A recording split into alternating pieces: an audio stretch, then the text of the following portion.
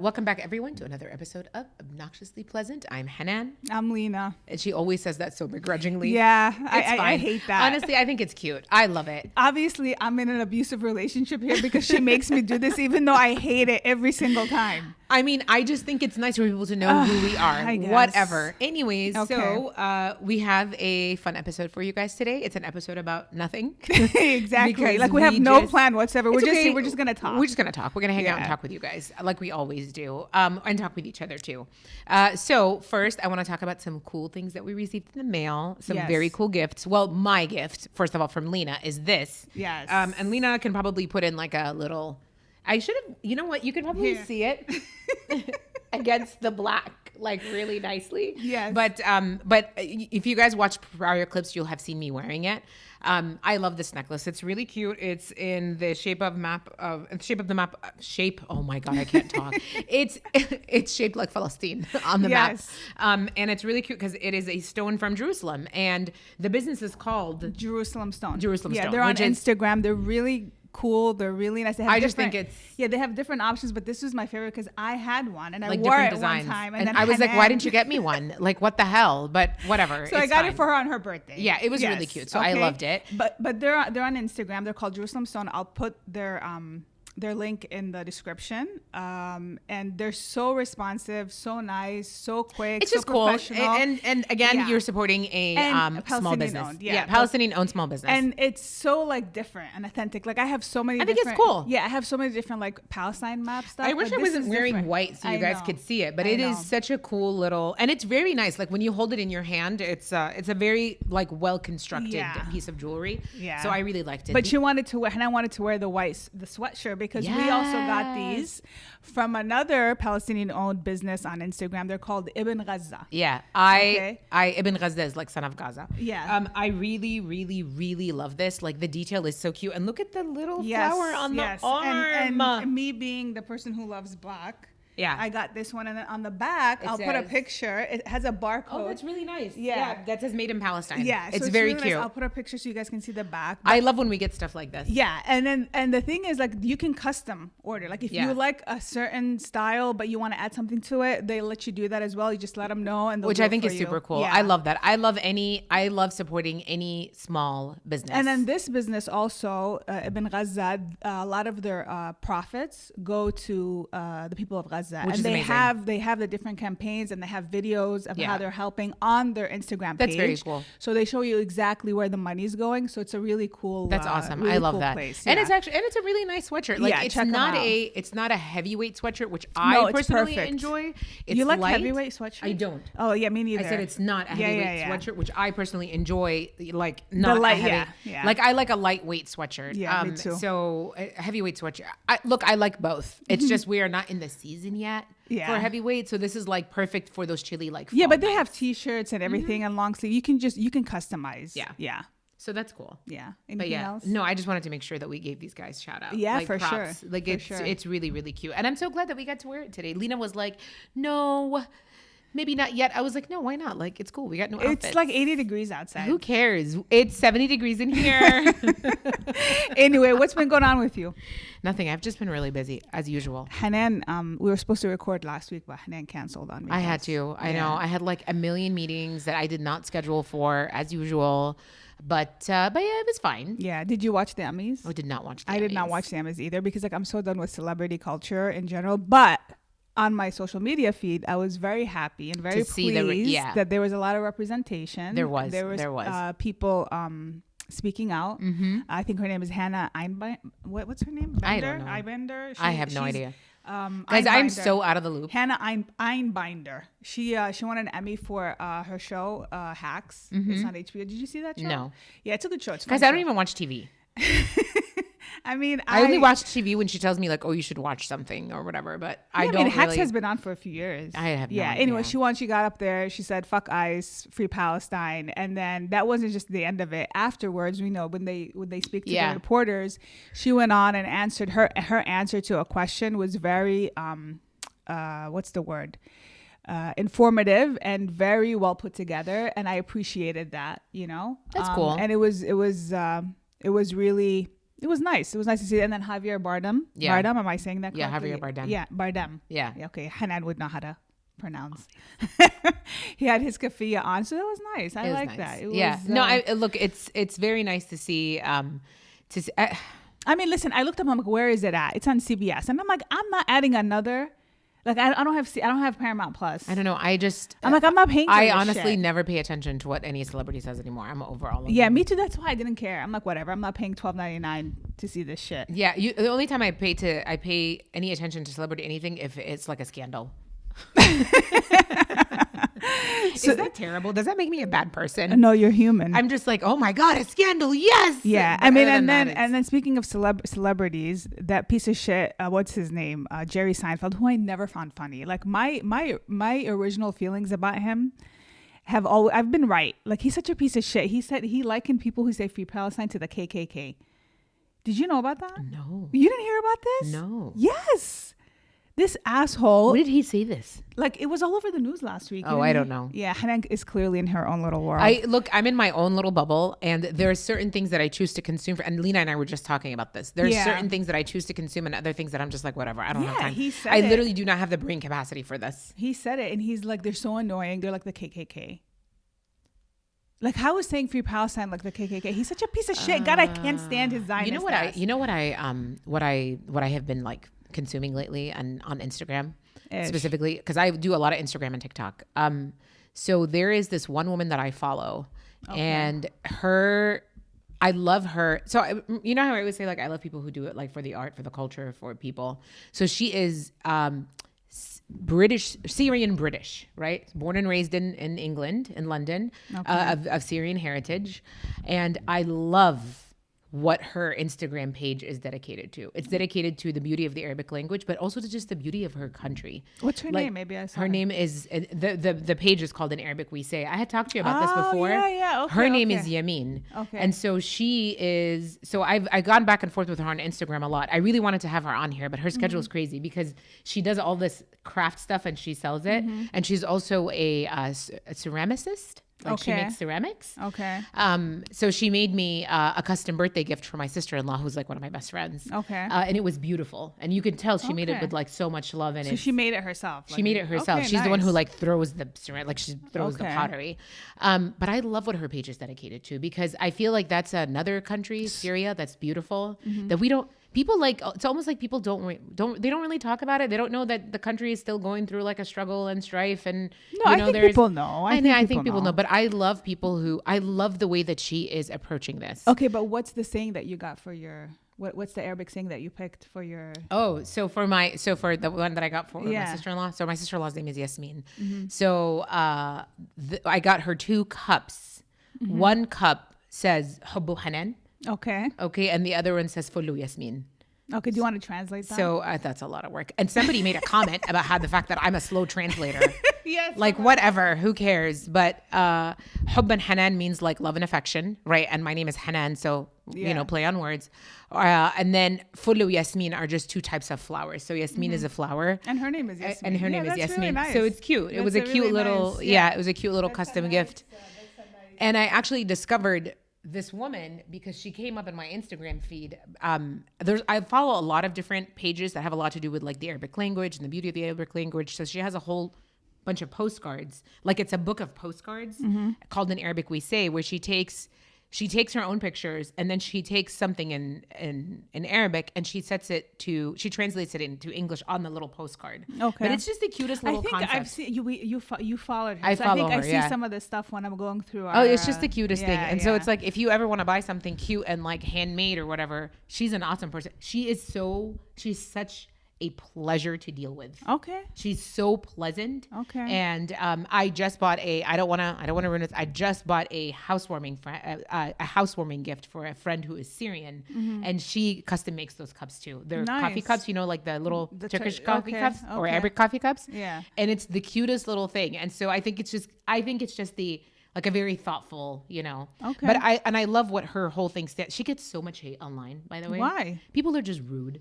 Like, people how? Are like, if you love this, if you love you love your country so much, why don't you just go back to where you came from? Which I think is terrible, because she was born and raised in England, right, in London,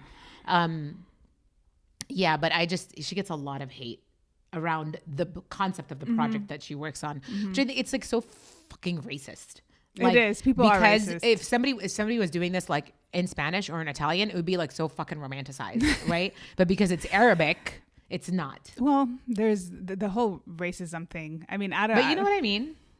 Yeah. I mean, Anyways, it's like this country's a hot mess. But yeah, too. when like, when she first came in my feed and I saw that she was selling these postcard books, immediately I was like, add to cart purchase, because it was just the cutest idea. Like I absolutely loved it, and it was super cute because I ended up taking some of those postcards and I made some like a personalized birthday card for my sister-in-law. Okay. And then I took a bunch of that postcard book and I cut it up and I put it in a birthday scrapbook for my sister.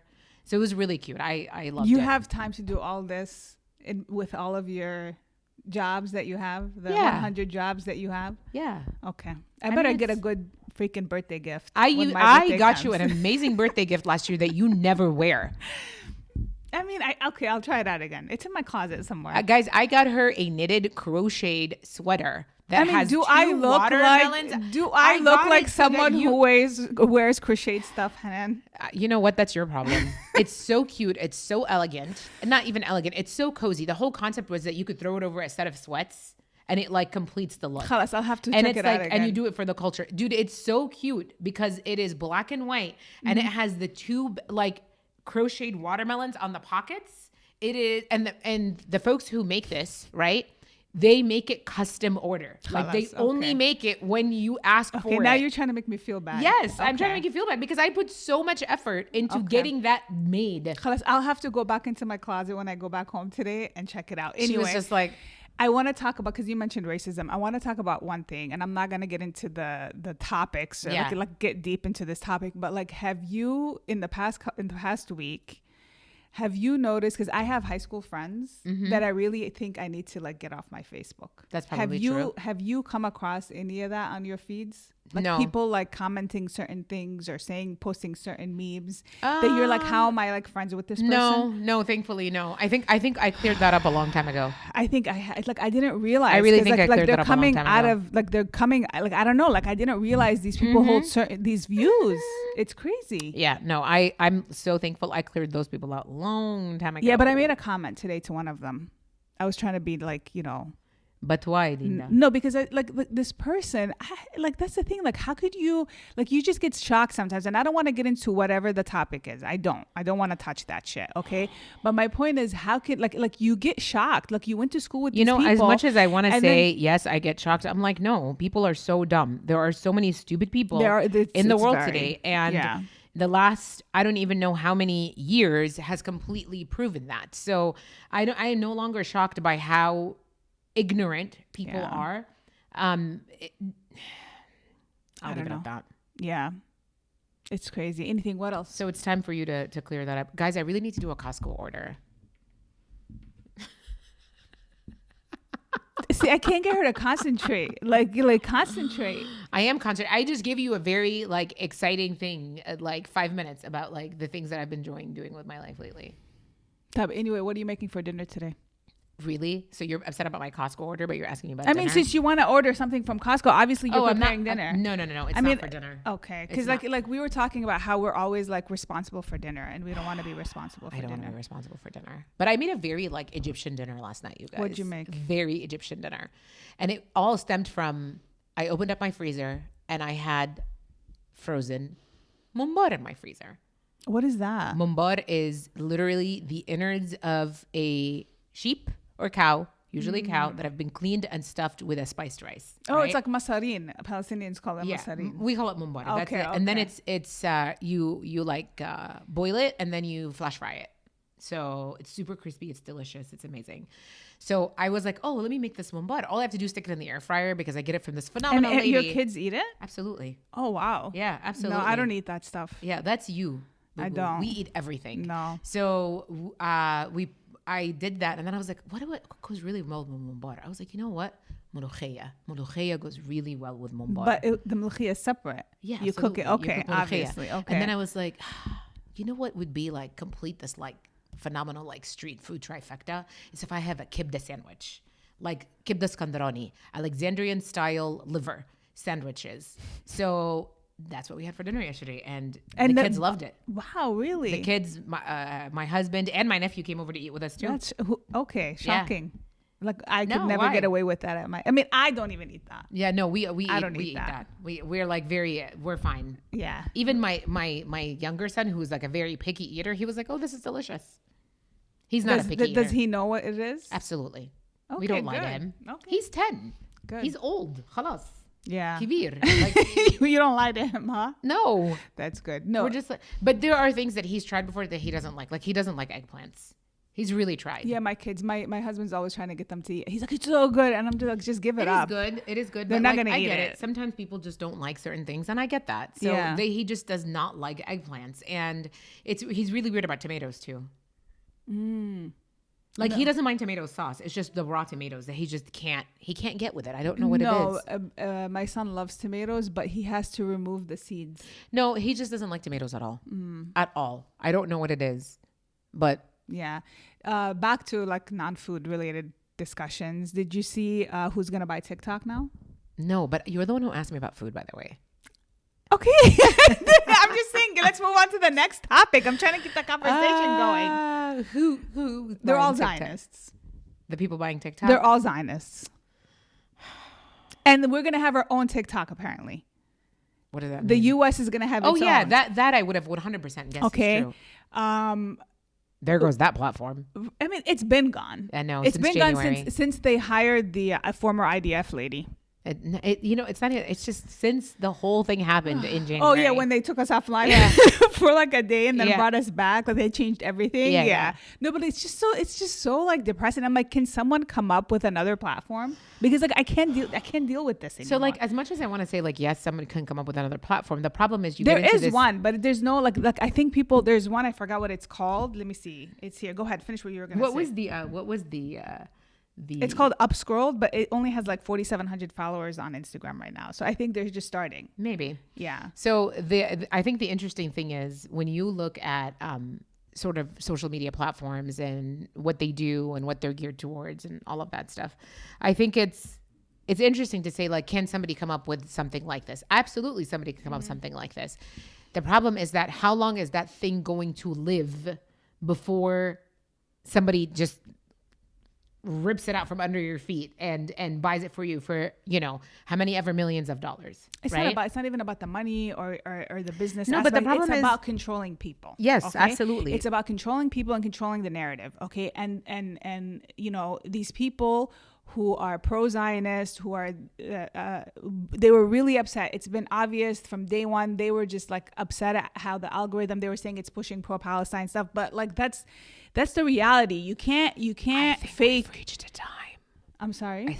I said, I think we've reached a time where even in buying TikTok, even in, throttling people's messages, the truth is out. Exactly. I think it's a little too late for them, and like no one's gonna I haven't looked at TikTok. So here's the thing. same. I don't think it's like, look, in the information warfare space, it's never too late for anybody. Honestly, I really think it's in the world of like propaganda and the creation of propaganda and all of that stuff. It's never too late for it's never too late for anyone, right? I just noticed my cup has been there the whole time. it's fine. You mean like it's never too late for them to get their message across? Yeah.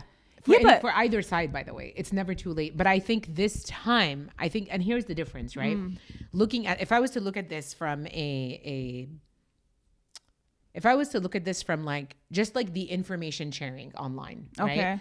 And we'll compare like a different environment, for example. So like right now we have a genocide taking place in Gaza, right? And apparently we can use that word now openly because the UN said that there's genocide happening in Gaza. I joke, by the way. Yeah. So it's been happening for 2 years, but now, but now, like, the New York Times actually printed that. So Okay. I'm shocked. I'm shocked that I'm just like, F you, New York Times, but whatever. Exactly. Side note. I really think the difference between in this whole sort of propaganda or information space or information sharing space, is that for the first time ever, there was such a strong push, not for the first time, there was such a strong push from outside of occupied Palestine to spread this message.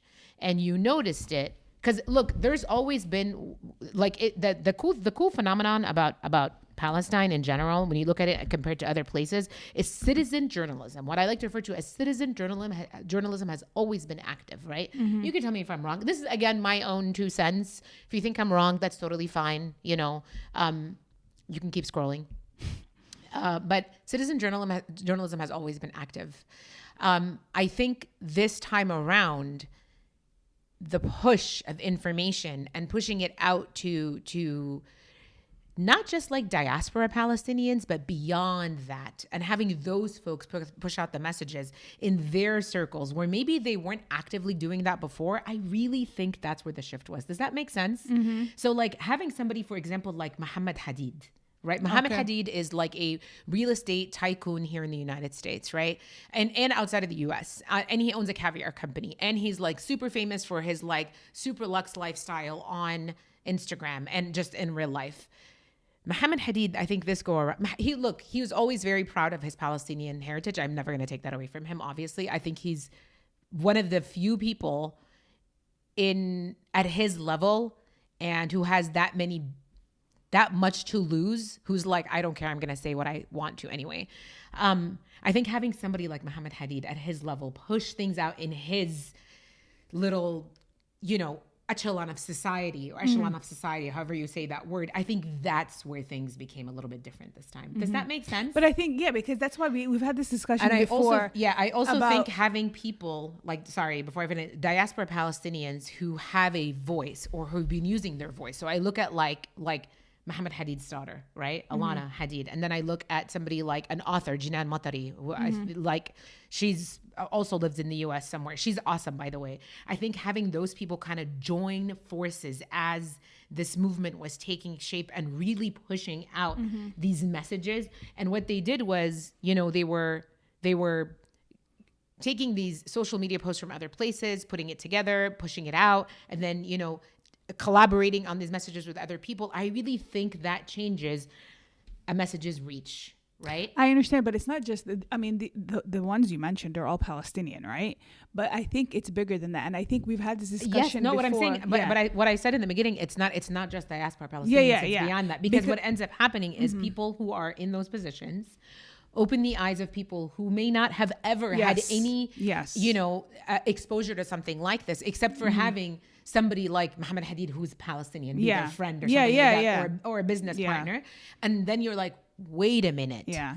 But I also feel like, TikTok in the beginning, like the people who were just posting what they saw. And I think that alone speaks volumes. I mean, you don't need a Muhammad Hadid and you don't need any of these people. But I know what you mean. I know what you're saying, that these people are affiliated or are friends with people who are they have a lot of power. Like I understand. And not just power. They have an audience. A reach. Reach. Yeah, absolutely. But I'm saying, the way it started, the reason TikTok is such an issue for them, and these people at the ADL and all these Zionist organizations, this was an issue for them from day one. They were freaking out because they cannot control the narrative like they can control the narrative in legacy media. In mainstream media. I mean, like honestly, like people were saying, some of my friends were like, oh, CBS is gonna let Barry Wise be the one who's gonna. I'm like, who cares? CBS is 65 and over. Like, who the hell is watching normal TV? Like, who's watching mainstream media anymore? I so get that. I also think like that's not like, I generally don't care about that. Like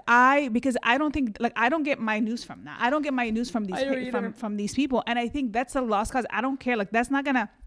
I mean, if you're talking about like just the what's the word I'm looking for? Like, you're saying someone who's obviously pro-Zionist is going to control CBS. Like, I get that, but at the end of the day, like, who is watching CBS? Nobody's watching CBS News. Okay, like, I'll watch CBS if there's a football game on, or I'll watch CBS if there's something like that's happening. Like, I don't know, like something with sports. That's literally the only time I'll tune in.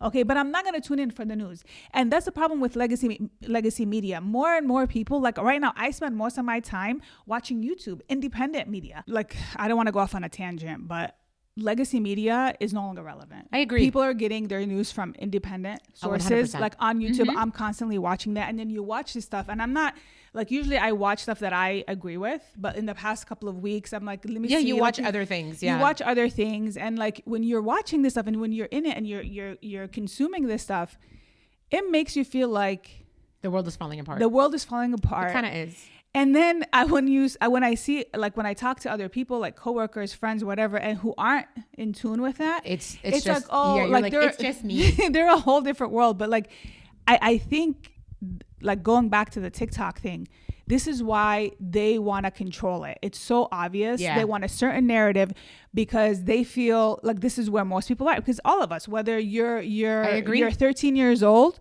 or whether you're 60 years old, you're on social media. See what happens when we don't plan episodes and we just have just a chill hangout. Yeah, but I'm saying, like, this is a big deal, and I don't think I'm gonna be using TikTok, Hanan. It is a big deal. It's just like I don't care about it. Like, even in the past like 3-4 months, our Instagram has done so much better. Like, the algorithm on Instagram has been so much better, and we don't even get too like deep into the stuff. Yeah, and I'm just like, what is going on? Like, there's certain things being suppressed, and I'm like, I don't want to deal with it. And I really, really hope that someone comes up with another app, you know, because I don't want to be a part of this. Like, we're gonna have our own TikTok, and these people are gonna decide what's allowed and what's not allowed. Like, what the hell? Like, where's my freedom of expression? As long as I'm not trying to hurt someone, as long as I'm not trying to incite violence. Other discussion for another episode. Yeah, and it's just so depressing. I like these things. Like, I hear, and I'm just like, and then the Ben and Jerry's dude.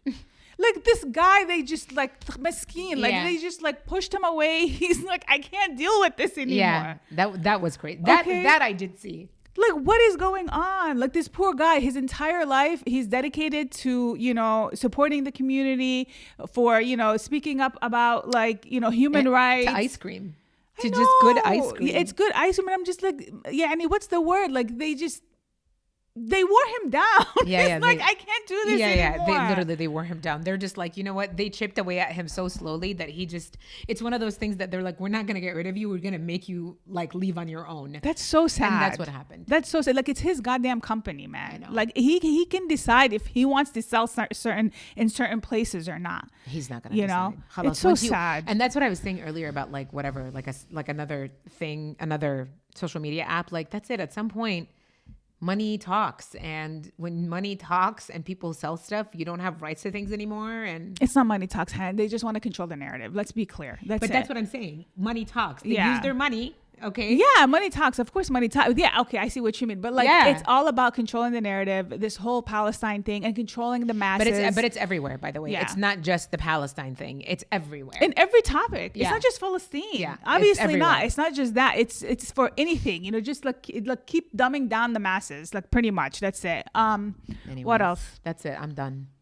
You're gonna end on such a depressing note? No, it's not depressing. It is depressing. This is real. This is real life. It's real life. I'm so sad. Don't be sad. Every time I think about this whole situation, I'm just like, ugh. But you know what? They're not going to win because it's out. It's going to be Khalas fine. And fadahu. How do you say that in English? The cat is out of the bag. Yeah, the cat's out of the bag. You know, they've been exposed. They've been exposed. Honestly, they've been exposed. And not just that. You know what I just said at the beginning of all of this? I love me a good scandal. It's going to be a scandal. This is not going to be a scandal. It's a scandal. What are you talking about? No. When enough people find out that they've been pulling the wool over our eyes or over their eyes for as long as they've been, it's going to be pretty scandalous. There's no scandal. I can't wait for the Netflix documentary. You're so messed up. We'll see you guys next week. Inshallah.